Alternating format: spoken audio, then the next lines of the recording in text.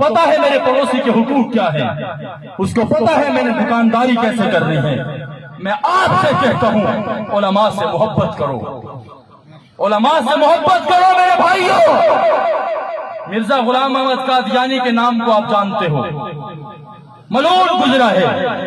مفتی حبیب اللہ رحمۃ اللہ علیہ جنہوں نے سب سے پہلے اس کے خلاف فتویٰ دیا تھا، یہ ان کی محفل میں آیا، اس کی زبان سے چند جملے علماء کے خلاف نکلے، اس وقت تک یہ اپنے آپ کو مسلمان کہتا تھا اور حضور کی ختم نبوت کا دعوے دار تھا، ابھی اس نے نبوت کا جھوٹا دعویٰ نہیں کیا تھا، زبان سے چند جملے نکلے، جب یہ باہر جانے لگا حضرت نے فرمایا ان قریب یہ بندہ مرتد ہونے والا ہے۔ لوگوں نے کہا حضرت آپ کیا فرما رہے ہیں، یہ تو اپنے آپ کو مسلمان کہتا ہے۔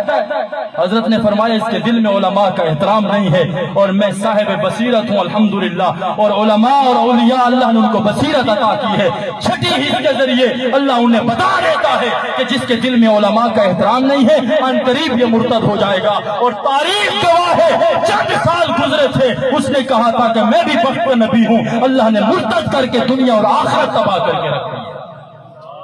میرے بھائیو علماء کا احترام کرو، علماء نبی کے وارث ہیں۔ آپ اپنے والد کی میراث پر لڑتے ہو، آپ اپنے وڈیرے اور چودھری کی وراثت پر لڑتے ہو اور اس پر فخر کرتے ہو، ہم مولویوں کو نبی کی وراثت مبارک اور ہم اس کو سعادت سمجھتے ہیں، ہم اس کو فخر سمجھتے ہیں۔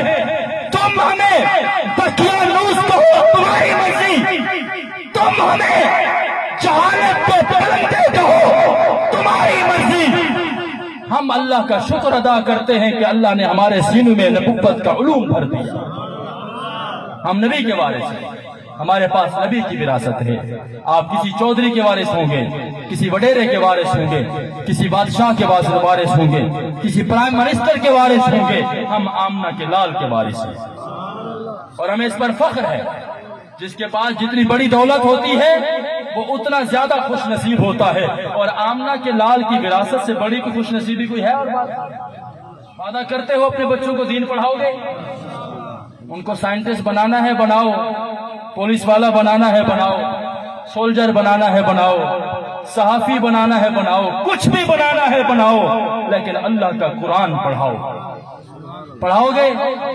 میں کراچی میں تھا، ایک نوجوان آیا، ہم جنازہ پڑھنے گئے ہوئے تھے، ایک نوجوان تھا بیچارہ، امام صاحب نہیں آ سکے، جنازہ تیار تھا، امام صاحب کو کوئی مجبوری پڑ گئی، اب اس میت کا بیٹا بھاگتا پھر رہا تھا، کسی مولوی کو تلاش کر رہا تھا کہ خدا کے لیے میرے باپ کا جنازہ پڑھا دو۔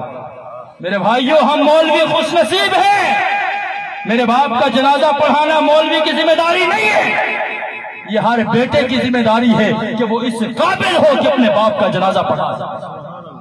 اپنے بچوں کو دین پڑھاؤ، اپنے بچوں کو قرآن پڑھاؤ، اپنے بچوں کو حدیث پڑھاؤ، اپنے بچوں کو نبی کے علم کا وارث پڑھاؤ۔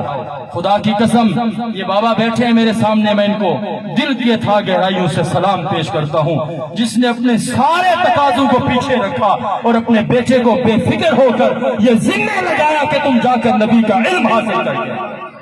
اور میں اس نوجوان کو بھی سلام پیش کرتا ہوں جس نے اپنے والد کی تمام تر امیدوں کو سامنے رکھتے ہوئے اس کے خوابوں کو حقیقت کی دنیا میں بدل دیا۔